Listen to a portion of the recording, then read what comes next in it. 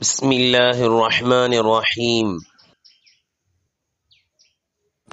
السلام عليكم ورحمة الله وبركاته.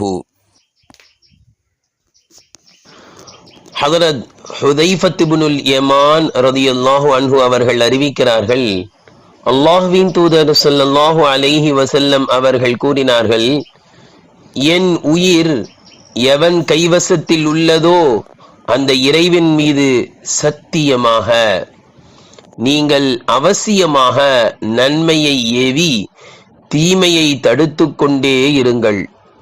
அவ்வாறு நீங்கள் இந்த சேவையை செய்யாவிட்டால் உங்கள் மீது அல்லாஹ் தன்னிடமிருந்து ஒரு தண்டனையை அனுப்பக்கூடும்.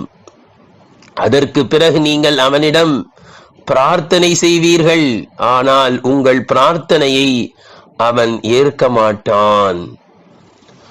அல்லாஹ்வின் தூதர் ஸல்லல்லாஹு அலைஹி வஸல்லம் அவர்கள் கூறினார்கள், என் உயிர் எவன் கைவசத்தில் உள்ளதோ அந்த இறைவன் மீது சத்தியமாக நீங்கள் அவசியமாக நன்மையை ஏவி தீமையை தடுத்திடுங்கள். அவ்வாறு செய்யாவிட்டால் உங்கள் மீது அல்லாஹ் தன்னிடமிருந்து தண்டனையை அனுப்பக்கூடும். அதற்கு பிறகு நீங்கள் அவனிடம் பிரார்த்தனை செய்வீர்கள், ஆனால் உங்கள் பிரார்த்தனையை அவன் ஏற்க மாட்டான் என்று நபி ஸல்லல்லாஹு அலைஹி வஸல்லம் அவர்கள் எச்சரிக்கை செய்தார்கள் என்ற இந்த ஹதீஸ் திர்மிதியிலே 2169வது ஹதீஸாக பதிவு செய்யப்பட்டுள்ளது. கண்ணியத்திற்குரியவர்களே, நன்மையான காரியங்களை நாம் செய்வதோடு மட்டுமின்றி பிறரையும் செய்யுமாறு தூண்டிக்கொண்டே இருக்க வேண்டும் என்றும், தீமைகளை விட்டு நாம் தவிர்ந்திருப்பதோடு மட்டுமின்றி பிறரையும் அந்த தீமைகளை விட்டு காப்பாற்ற வேண்டும் என்றும் ஆர்வமூட்டக்கூடிய பல்வேறு ஹதீஸ்களும் எச்சரிக்கை செய்கின்ற இது போன்ற பல்வேறு ஹதீஸ்களும் இருக்கின்றன.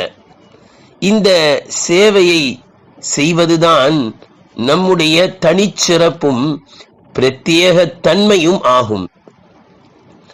நம்முடைய நபி ஹதரத் முஹம்மது ஸல்லல்லாஹு அலைஹி வஸல்லம் அவர்கள் இறுதி இறை தூதராக இருக்கிறார்கள். நபி ஸல்லல்லாஹு அலைஹி வஸல்லம் அவர்களுக்கு பிறகு நன்மையை ஏவி தீமையை தடுக்கின்ற பொறுப்பை அல்லாஹு தஆலா முஹம்மது ஸல்லல்லாஹு அலைஹி வஸல்லம் அவர்களுடைய உம்மத்தினராகிய நம்மீது அல்லாஹு தஆலா ஏற்படுத்தி வைத்திருக்கிறான். நன்மையை ஏவுவது என்ற அந்த நன்மையில் நல்ல சொல், நல்ல செயல், இன்னும் அல்லாஹ்வை வணங்கி வழிபடுதல்கள், இன்னும் மக்களுக்கு நன்மை செய்தல், இவை அனைத்தும் மஅரூஃப் என்ற நன்மை என்ற அந்த வார்த்தையில் அடங்கிவிடும்.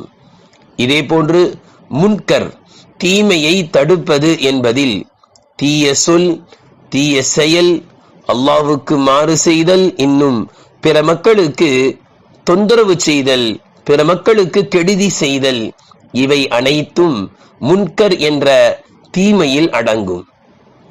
எனவே எல்லாவிதமான நன்மைகளை ஏவி எல்லாவிதமான தீமைகளை விட்டு மக்களை தடுக்கக்கூடிய இந்த சேவையை கைவிட்டால் உலகத்திலேயே அல்லாஹ்வின் தண்டனை இறங்கிவிடலாம் என்று நபி ஸல்லல்லாஹு அலைஹி வஸல்லம் அவர்கள் இங்கு எச்சரிக்கை செய்கிறார்கள். அது மட்டுமல்ல, அந்த தண்டனை இறங்கிவிட்டால் பிறகு அந்த தண்டனையின் காரணத்தினால் ஏற்படுகின்ற கஷ்டமும் சிரமமும் நம்மை விட்டு அகல வேண்டும் என்று துவா செய்தாலும் பிரார்த்தனைகள் மேற்கொண்டாலும் அந்த துவாவும் ஏற்றுக்கொள்ளப்படாமல் ஆகிவிடலாம். எனவே அந்த தண்டனை அப்படியே இருந்துவிடும் தண்டனையாகவே என்று நபி ஸல்லல்லாஹு அலைஹி வஸல்லம் அவர்கள் இங்கு எச்சரிக்கை செய்கிறார்கள். எனவே இன்று பொதுவாக நாம் பார்க்கிறோம், நமக்கு ஏற்படுகின்ற துன்பங்கள் அவை நீங்காமல் அப்படியே இருந்து விடுகின்றன.